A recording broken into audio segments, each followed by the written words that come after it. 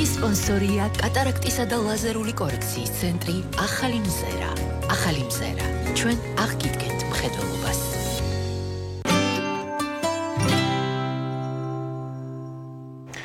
და დღეს კურნალის რუბრიკაში თუ კი აქამდე საუბრობდით ხოლმე რაღაც უფრო ქალურ თემებზე, ნუ მიწყეს მაყურებელი, ახლა ძალიან მამაკაცურ პრობლემაზე ვისაუბრებთ, რომელიც მათ შორის მეც მაწუხებს და დიდი იმედი მაქვს, რომ კამერები კარგად ვერ აღიქვამს იმას თუ რასთან მაქვს რა პრობლემა მაქვს მე, თმის ცვენაზე მაქვს საუბარი, ხო აი ხმის რაღაც და ჩვენი რეჟისორი, რომელიც აი ყურზე მელაპარაკება, მეუბნება დიტო ხასია, რომ მასაც აქვს ეს პრობლემა და დარწმუნებული ვარ ბევრ ჩვენ მაყურებელსაც და ამაზე უნდა ვისაუბროთ ჩვენ სტუმარს ნანა ქორქია დერმატოტრიქოლოგი გახლავთ ჩვენი სტუმარი მოგესალმებით ნანა მადლობა სტუმრობისთვის და მოდით დავიწყოთ ძალიან ზოგადი კითხვით რა იწვევს ძირითადად თმის ცვენას მამაკაცებში პირველ რიგში მივესალმები ჩვენს მაყურებელს და მადლობას მოგახსენებთ მოწვევისთვის ზოგადად ანდროგენული ალოპეცია ითვლება ეს მამაკაცური ტიპის თმის ცვენა ითვლება ყველაზე ხშირ მიზეზად უშუალოდ მამაკაცებში თმის ცვენის მიმდინარეობაზე.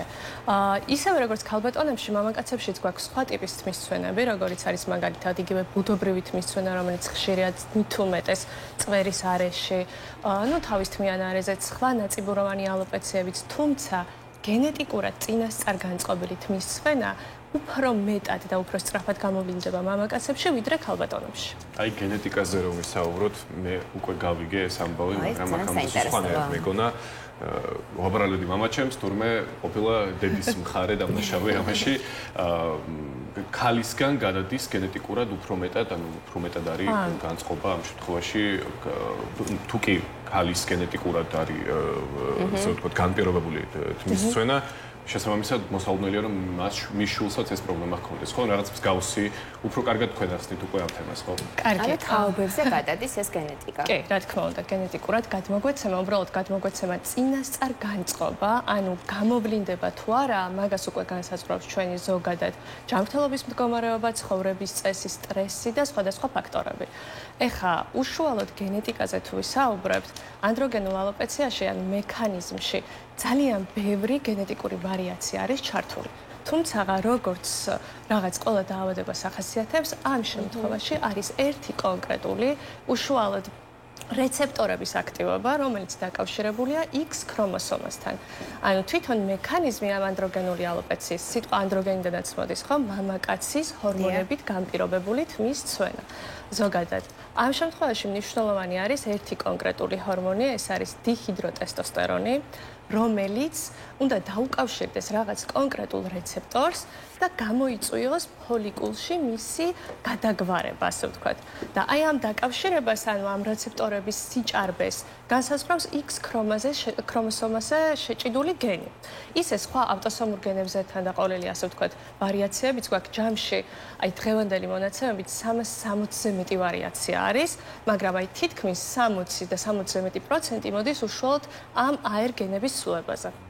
და იცით ამაინტერესებს მე როგორც მსმენია აქვს ასევე მნიშვნელობა თუ რომელ ქვეყანაში ან რომელ ქალაქში დაიბადებ, იმიტომ რომ იქ რაღაცნაირად ჰავა მოქმედებს. აი მაგალითად ჩემი ძმა რომელსაც თმის ცვენა ჰქონდა დაწყებული საქართველოში, როდესაც გადავიდა კანადაში საცხოვრებლად, იქ შეჭერდა. და ზოგი ადამიანს ამბოდის ალბათ უფრო დემოკრატიულ ქვეყანაში ნაკლებად ეს პრობლემა. მაგაზე არის ან ჰავაზე, იოდის შემცველობაზე, ან რაღაცა ეს ელემენტარულ საკითხებზე არის დამოკიდებული და ასევე წერდა ერთი ცნობილი ადამიანი, ქალბატონი არ გავიხსენებ ვინც არის, რომელსაც ბრიტანეთში გადასვლის დროს დაეწყო თმის ცვენა და ბევრი ადამიანის ეს მოკლედ რაღაცად მოხდა უკვე ადგილმდებარეობა. ზოგადად ან ნახეთ წინასწარ განწყობა რას ნიშნავს? მე შეიძლება გამომივლინდეს ან არ გამომივლინდეს. ავიღოთ მაგალითად აი პაციენტები, დავარქოთ რაღაც სახელი, ხო? პირობითად ავიღოთ გიორგი, პაციენტი, ნიკა და ალექსანდრე. ამ გიორგის შეიძლება ის სამივეს აქვს გენეტიკურად მშობლებს ჰქონდა, აი დედის მხარეს ჩართული იყო, სამივეს ჰქონდა, თუმცა გიორგის შეიძლება გამოუვლინდეს საქართველოში ცხოვრებისას 18 წლის ასაკში დაეწყოს ეს თმის ცვენა მაგრამ ალექსანდრეს გამოუვლინდეს 35 წლის ასაკში და მაშინ, როდესაც განიცადა რაღაც ძლიერი სტრესი, მაგალითად შეიცვალა საცხოვრებელი გარემო. ანუ ჩამრთველი მექანიზმი რა გახდება, მაგას წინასწარ ვერასდროს ვერ განსაზღვრავს ვერც ადამიანი და ვერც ექიმი. ინდივიდუალურია, შეიძლება გამოიწვიოს სტრესმა, რა თქმა უნდა, ეს უპირველეს ყოვლისა, მიკროელემენტების დეფიციტმა, აი რკინა-დეფიციტური ანემია იქნება, ფარისებრი ჯირკვლის ჰორმონალური დისბალანსი იქნება, თუ რაიმე ავტოიმუნური დაავადება, ესენი ხდება ჩამრთველი პროცესები და რაღაც დონეზე აძლიერებს ამის ზემოქმედებას უკვე როგორ გავრცელდება უკვე დროში თმის ცვენა. ეს იოდის ნაკლებობა და მსგავსი პრობლემები, რომელიც ჩვენს ქვეყანაში არის, ესეც არის ალბათ განპირობებული. ფარისებრი ჯირკვლის ასე ვთქვათ, ჰიპერ და ჰიპოფუნქცია ჩვენს ქვეყანაში ძალიან გავრცელებულია და შესაბამისად ქალბატონებშიც და მამაკაცებშიც ერთ-ერთი ყველაზე ხშირი მიზეზი თმის ცვენის ზოგჯერ პირველ წყარო მომართვიანობის ხდება ეს პრობლემა. ან ჩვენთან მოდის პაციენტი, აღნიშნავს თმის ცვენას და ჩვენგან მიდის ენდოკრინოლოგთან, იმიტომ რომ აღმოვაჩინეთ ფარისებრი ჯირკვლის პრობლემები. ისევ მამაკაცებზე რომ ვისაუბროთ, ვინც ვარჯიშობს, მათ მაქვს აქცენტი და აი საკობ დანამატებს იღებენ, სტეროიდებს, კრეატინი და შემდეგ, რამდენად მავნეა ეს ყველაფერი მამაკაცის თმისთვის, ესეც რომ აუხსნათ მაყურებელს. ზოგადად ხა ვარჯიში, ჯანსაღი ვარჯიში, რა თქმა უნდა, აუცილებელია, მაგას მედიცინა არ ჭირდება. რაც შეეხება დანამატების მიღებას, როდესაც ცდილობენ გაიზარდონ რაღაც კუნთოვანი მასა, ანაბოლური სტეროიდები ჩვენს რა მამაკაცის ორგანიზმში წევს ტესტოსტერონის დონეს. ტესტოსტერონი თუ გაიზარდა, ავტომატურად ის გადაკონვერტირდება DHT-ში, ანუ დიჰიდროტესტოსტერონში და ეს გამოიწვევს თმის ცვენას. თითქმის სპორტსმენთა 99% აქვს ანდროგენული ალოპეცია. თუმცა აქაც მნიშვნელოვანი ფაქტორია, ანდროგენული ალოპეცია შეიძლება გენეტიკურად საერთოდ არ იყოს განპირობებული, თქვათ, არ გქონდეს გენეტიკაში, მაგრამ ჩვენ ასეთი ცხოვრების წესით, რომელიც რაიმე მიზეზით გაგვიზრდის DHT-ის მოცულობას ჩვენს ორგანიზმში, მოგცემს იგივე სურათს თმის ცვენის, რაც გვექნებოდა გენეტიკურად. და ასევე საინტერესო თქვენი რეკომენდაციები რო გასცეთ, თუ არის შესაძლებელი საწყის ეტაპზე მამაკაცებმა მიმართონ კონკრეტულ ხერხს, რომ შეინარჩუნონ და არ განაპირობონ, ესე რომ ვთქვათ, და არ შეუწყონ ხელით მის ცვენას, იმიტომ რომ არის ალბათ როგორც მეზოთერაპია და მსგავსი, ესე რომ ვთქვათ, манипуляციები, რომელსაც შეუძლია რომ რაღაცნაირად შეაჩეროს თქვენ ამდენად ეთანხმებით და აი ცოტა რა თქმა უნდა, ანუ მკურნალობა ეფექტურია მამაკაცების შემთხვევაში, თუმცა მკურნალობასაც გააჩნია, ანუ რამდენად ნიკას შემთხვევაში შეიძლება მკურნალობა იყოს ეფექტური, მაგრამ გიორგის შემთხვევაში არ.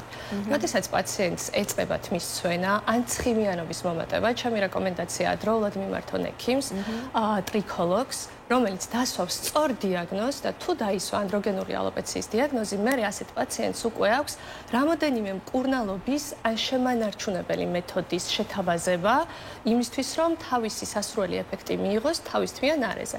თუ გაცვენილია რაღაც დონეზე ის აღიდგინოს, ეს იქნება ტრანსპლანტაციით და მკურნალობით კომბინაციაში, ან თუ ამ ეტაპზე კმაყოფილია საკუთარი ვიზუალით, შეინარჩუნოს ის, რაც აქვს.